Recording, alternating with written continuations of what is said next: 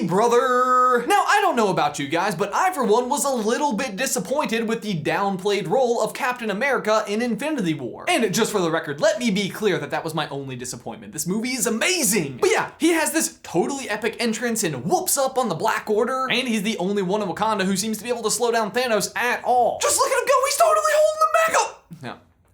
Well, he had him for a second. But seriously, no shield? What? Do not point out these little arm guardy thingies that Suri whipped up for him real quick. T'Challa specifically said, "Get this man a shield." Yeah, a shield! Big star on it, matches his name. What even are these things? Are they retractable? Does it give you an extra inch of protection? Whatever. It's fine. Either way, I'm sure they'll correct this injustice in the next movie, just as sure as I am that Cap will die.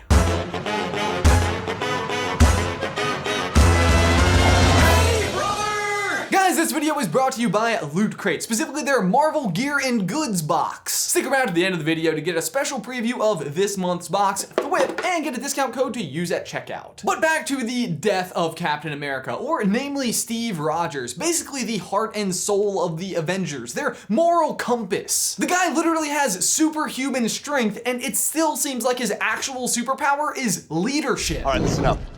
Until we can close that portal, our priority is containment. Seriously, how do they make giving command seem like a superpower? And yet, he is also the guy without a contract. And you know what happens when you don't have a contract? Then you retire. Or die. Except, of course, we're not talking about Steve Rogers anymore. We're talking about Chris Evans. And to say that he's without a contract, he's actually a full movie past his original contract. So you might think, well, if he's continued past his original contract anyway, why can't he just keep doing that? And fair point, but he did just recently tweet, officially wrapped on Avengers 4. It was an emotional day to say the least. Playing this role over the last 8 years has been an honor. To everyone in front of the camera, behind the camera, and in the audience, thank you for the memories. Eternally grateful. Which certainly sounds like a heartfelt goodbye to the character he's played for the past 8 years. Basically, the word on the street is he had signed on for 6 movies, and Infinity War would have been the 6th. Starting with The First Avenger, Winter Soldier, Avengers, Age of Ultron, Civil War, and Infinity War. When they presented him with the idea for the final installment of the Avengers series, they told him it was a 2-parter, and he basically just agreed to stay on to see it through to the end. But legal mumbo jumbo aside and just going back to the story, it kind of feels like it's just time for it. It's kind of just the natural conclusion for the Steve Rogers character arc, and I feel like they've actually been hinting at it for a lot longer than you may think. Specifically, my mind goes to Age of Ultron when he's having his Scarlet Witch hallucination. Tony and Thor both see potential futures that don't seem that far off from what's actually presently happening. After Thor is king, everyone is sent to hell, and after the events of Infinity War, it doesn't seem that implausible that Thanos could actually come and kill the rest of the Avengers. On the other hand, you see Black Widow's past, so hopefully we'll see more of that in her upcoming movie, but with Steve, it's not super clear. Are we seeing the past, the future, or both? It's obviously the World War II era, but we know that it didn't go down that way. You're gonna need a rain check on that dance. So we're definitely not seeing his past, so maybe what we're seeing here is his future after death. In the vision, Peggy literally even says, "The war's over, Steve. We can go home." In the moment, you think she means World War II, because that's where her timeline took place. But maybe what she really means is the Infinity War, or the Civil War, or both. The end of Civil War doesn't really give us a happy resolution to the story. Cap and Iron Man still disagree on a fundamental level. That's still true and continues to be true in Infinity War. Cap and I fell out hard. But they have been building up to a resolution for quite some time, giving us these tiny little glimpses of how each man truly feels about the other. Hashtag Stony Strogers. Ship it. Just kidding. But seriously, in Homecoming, Peter says he went toe-to-toe with Cap, and Tony basically laughs it off and says, "Trust me, kid. If Cap wanted to lay you out, he would have." And then we see again in Infinity War that Tony has a flip phone with him at all times, fully charged no less, the sole purpose of which is to contact Steve just in case. And on Cap's side of things, listen to what he says when he finds out that Iron Man is no longer on Earth. Earth just lost your best defender. So indeed, the setup for reunion and peace is totally there, and I definitely expect we'll see it. I mean, after all, if the Snappening is really going to wipe out half of the universe, can we at least just have these two people be friends, Marvel? Is that so much to ask? First, you have to end the Civil War, and then you can end the Infinity War, with one of them jumping on the metaphorical grenade/gauntlet to save everyone else, and to finally be reunited with his true love. And I say metaphorically jump on a grenade, but it wouldn't be the first time that we've seen a major payoff from the first Avenger. I could do this all day. I could do this all day.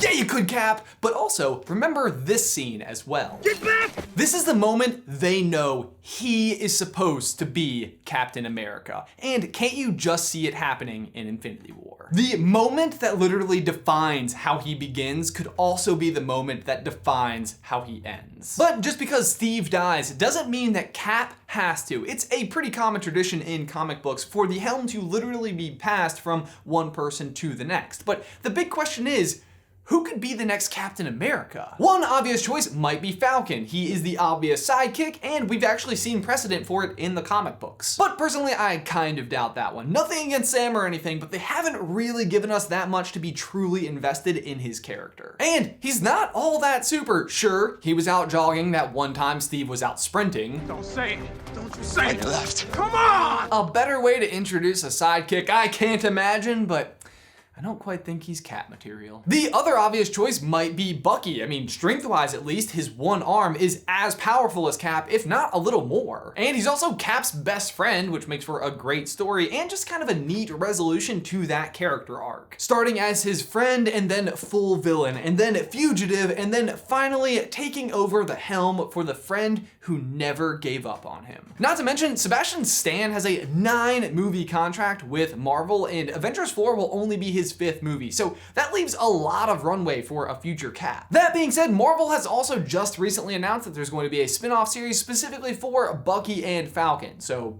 I have a feeling neither of them is going to take over for Cap. And also I feel like kind of reaffirms the thought that Cap will probably die. Like, how could you have a show about his 2 best friends and not have him in there? Almost kind of a shame though, because how cool does Winter Soldier look holding the shield? Agreed, very awesome. But also, let's just talk about the shield for a second. Because let's face it, if you're going to have another Captain America, they absolutely have to be carrying the shield. And we have not seen that shield since this moment right here in Civil War. That shield doesn't belong to you. Yeah, Steve and Bucky might have a pretty special relationship, but Marvel Phase 3 has totally been entirely about the relationship between Steve and Tony. Tony, at least based on that last remark, is most likely the one to currently be in possession of the shield, and in the event of Cap's death, I feel like the most likely to pass it off to the next. Although personally, I totally hope he gives it back to Steve before the final battle with Thanos. That being said, if Tony's the one to be passing it on, I really don't think he's going to give it to Bucky since he actually killed his parents and everything. So the real question actually kind of becomes, who might Tony trust with the shield? And the answer may be in the mystery to the most recent and super late casting call for Avengers 4. Catherine Langford. This casting detail was leaked just this week with precious little to go on other than a photo. Who could she be and why are they hiding her name? It must be because she's a major plot point. Well, you could honestly speculate on this endlessly. There are so many people that she could potentially turn out to be, but if you ask me, it goes back to this particular scene in Infinity War. So you woke up and thought Naturally. that we were, Expecting. yeah. Yes? No. I'm sorry, Pepper, but I'm not sure if you're in any position to know whether or not you're pregnant because you didn't get to write the movies. No, honestly, maybe she's not right then, but I have a feeling she will be by the next movie. Because why even bring this up if you're not going to have them have a baby? Point is, they definitely are. And I think they even gave us a name. Morgan. We named him after your eccentric uncle. What was his name? Right. Morgan. Who in the comics is a boy and Tony's cousin, but in the movie is Pepper's eccentric uncle? But more importantly, Morgan is also a girl's name, and now we have an unnamed girl in the movie. Also, I can't help but notice the red and blue lighting surrounding this character, a color scheme very similar to a character we're kind of familiar with. Exhibit A, red, blue. I rest my case, there's no one else it could possibly be. Wait, isn't Spider-Man also red and blue? Yeah, it's on your pin.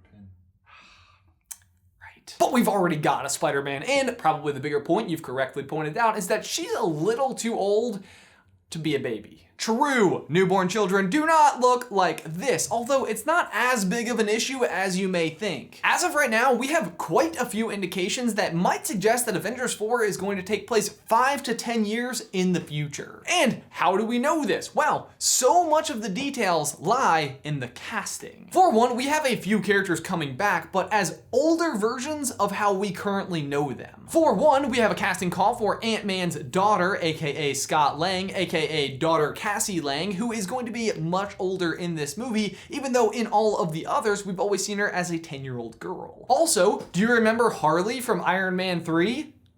Me neither, but he had a pretty big role. He's the little kid, played by Ty Simpkins, and guess who's reprising his role in the next movie as a 17-year-old Harley?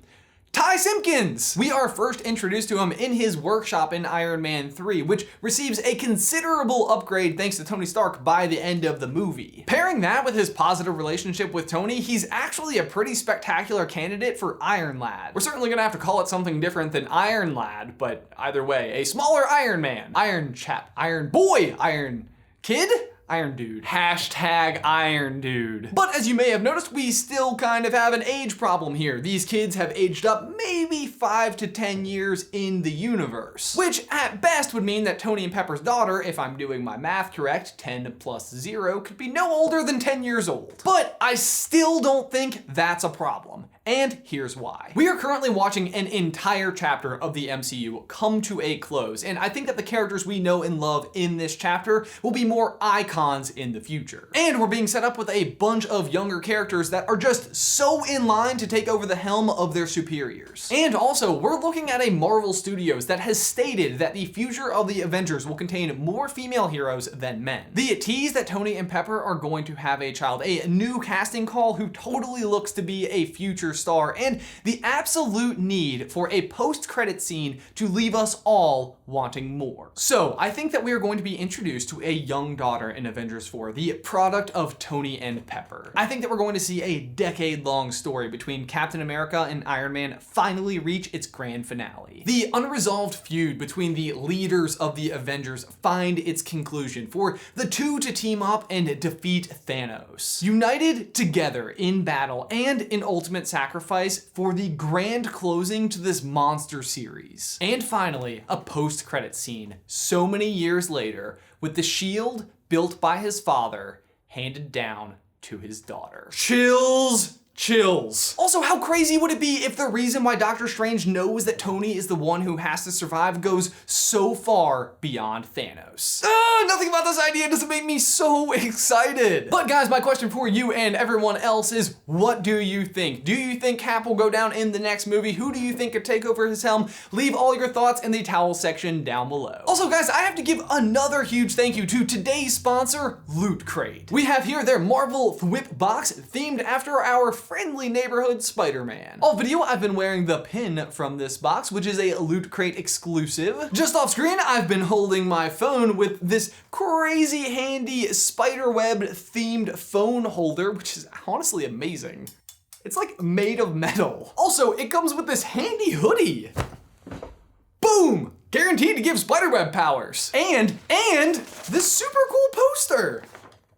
It's amazing. The next theme box is The Lair, and you can get yours today by going to lootcrate.com/SuperCarlinBrothers and use coupon code Carlin to get 10% off at checkout. Also for the Lair box, we will be selecting one lucky person from the comments down below for a free box, so be sure to just enter by commenting. Again guys, get your own Loot Crate by going to lootcrate.com/SuperCarlinBrothers, coupon code Carlin for 10% off your order. But guys, as always, thanks for watching. Be sure to like this video and subscribe to the channel if you haven't already. If you'd like some more Marvel action from us, you can click right here to see Doctor Strange's full plan, or right here to see what Thor's new eye might actually have powers for. But guys, that's all I've got for you today. I will see you on Tuesday.